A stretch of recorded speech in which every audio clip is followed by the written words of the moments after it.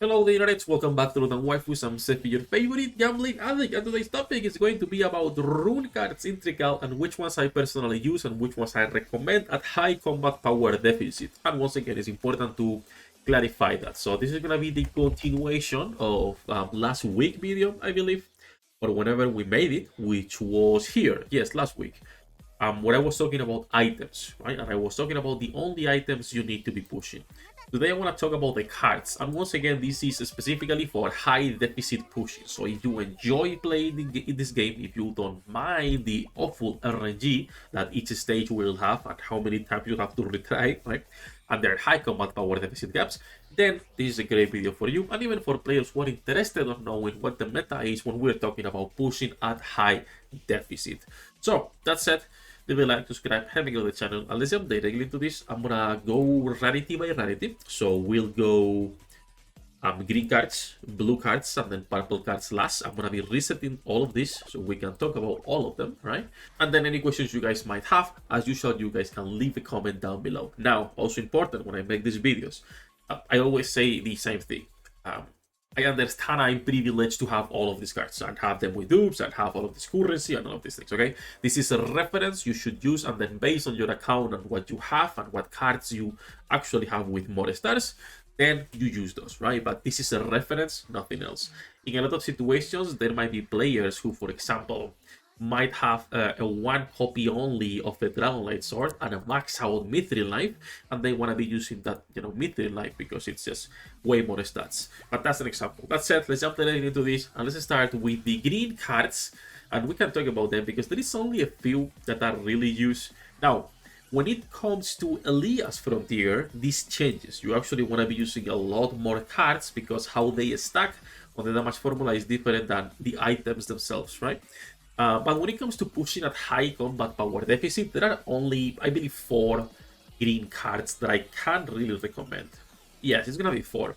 The first 2 cards, obviously, are gonna be the Soda Capsule and the Strawberry Capsule. Now, this is HP recovery, giving you, recover for HP for all apostles, and this is SP recovery, giving 3% defense. It's not huge, it's not great stats, but these 2 cards are good to reroll.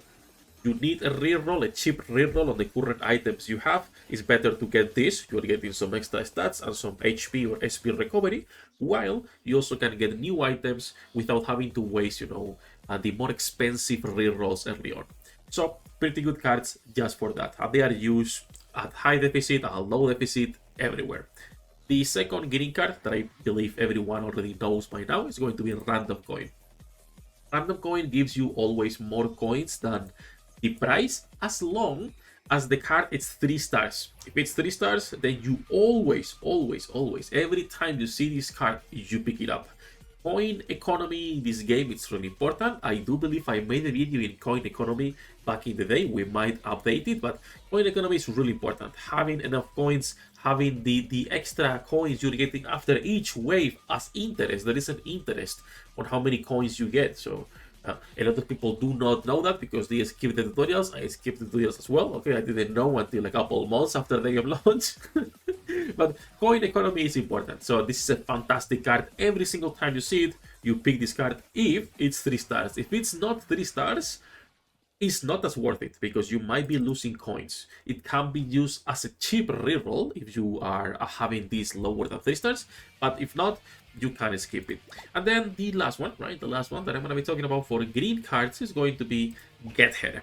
Get Here is one of the strongest cards for a bunch of different game modes. So, on the elevator, on the dig side, fantastic card, always pick it. On campaign, on the last wave, fantastic card, always pick it. On Elias Frontier, you are always going to be picking this.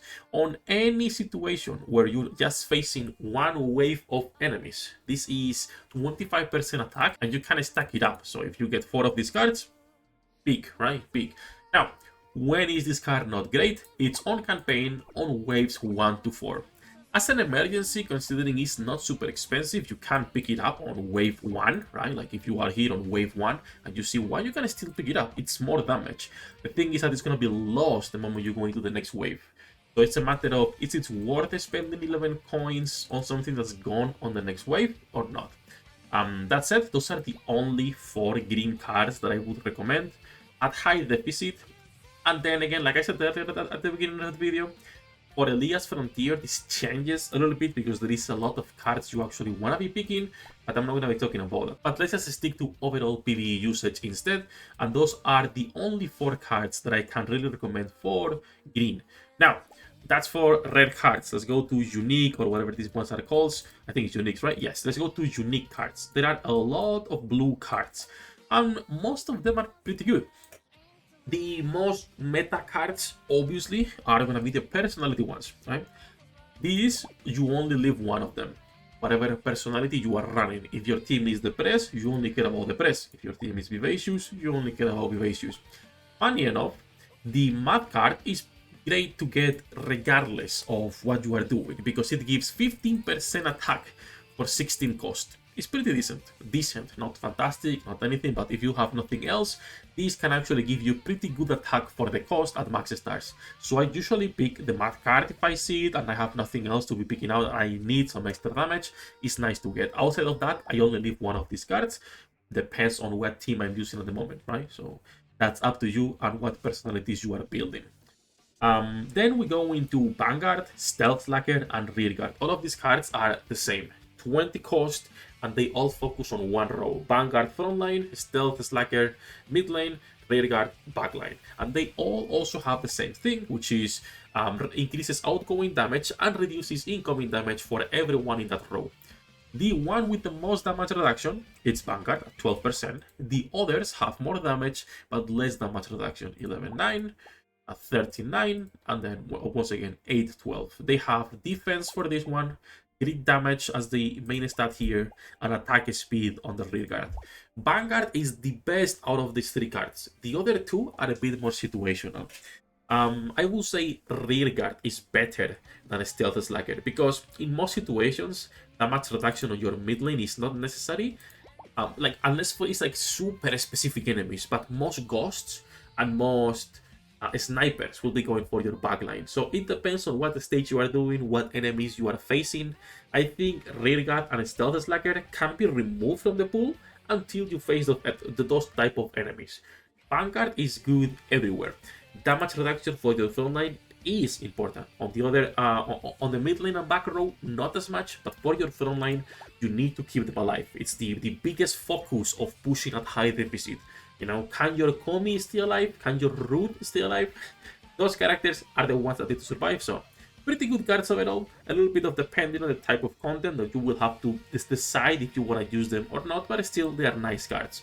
And then we have 2 cards I never use, which is One-Hearted, no passive, right? Increases HP and HP healing. You can remove this.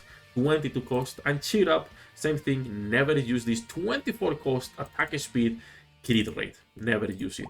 Again, I personally never use it because of the cost and the stats it gives me. You can use it if you want. And now we go into the purple cards. There are not that many, and there are a few that clearly are better, and some that are just pretty bad.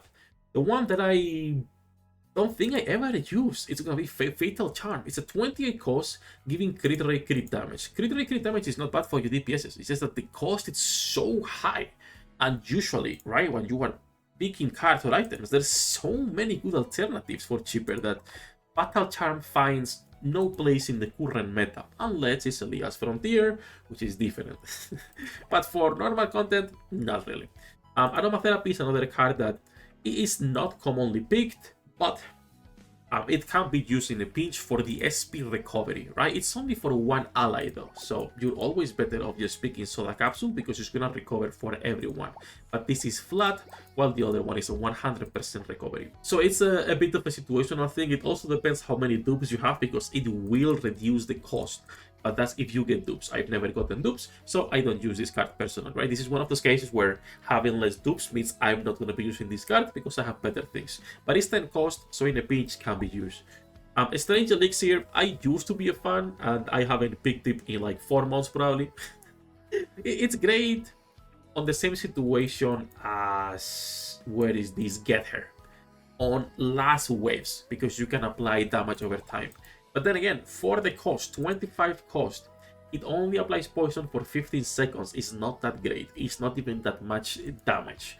So I would not use a Strange Elixir unless you are using other apostles that can apply dot damage, and even then, it's kind of expensive. So Fatal Charm, Aromatherapy, Strange Elixir are the ones I don't use. The other three, fantastic cards! Alice Fake Magic, I wasn't a fan when this came out, and it's probably the card I look the most forward to get on every single stage. Recovers HP, recovers SP. HP is percentage, SP is flat. Every 5 seconds might seem like a lot, but you're playing at 3 times the speed. This is super consistent. It also gives attack and crit rate, so for the attack, really good. 23 cost, not super awful. They're recommended to get a copy if you guys can in the future, because this is a fantastic card. Combat Master, another card that anytime I see it, I'm like, oh, that's pretty good. This simply increases all allies' skill damage by 9.8%. I don't know how much this is at 5 stars. I'm still missing 2 copies.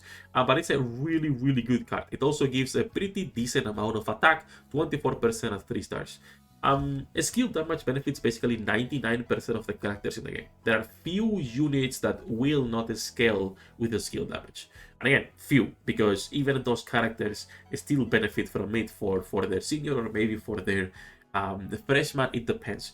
Like the only units that really, don't care about this might be your tanks, because they might not have anything damage wise, or some summoners, because the summons cannot inherit the skill damage, I believe. But still, for the attack is good. So fantastic card, the Combat Master. And then lastly is Epic Zero Exaltation. This is a situational card. The only reason I would pick this on a normal team, it's on the first wave. On the first, maybe on the second wave. Because at the start of each wave, it will increase the random allies grade by 1. It's a 30 cost, pretty expensive. So at high deficit, this is a really risky card unless you have spare coins early on. Now, if you are using a Vivacious team, this is a card you pick every single time if you see it. Because with Epica, well, if you have Epica on the team and you are running a Vivacious team, then this is a really, really, really strong card. But only on that Vivacious team. Outside Viva teams, it's really hard recommending pulling for that or getting that card. Just because the cost 30 is gonna really destroy your economy early on, right? If it's wave 1, wave 2, you don't have that many coins, and you already need to be rerolling for a leads item on your frontline or whatever it is. So pretty hard to recommend getting one of those, but still it's a nice one to take into consideration depending on your team composition. That said, that's basically everything for this video, for all of the cards currently in the game. Whenever we get more, as usual, remember guys, you can just go into the website and check the tier list to see where we're putting the apostles, the artifacts, or the runes themselves, alright? And you have some nice explanations if you click in here, where you can see why those characters might be there. That said, enough ranting, enough yapping. We are live every single day. Links in the description down below. Good luck with your pool, the earnings, and I'll see you in the next one.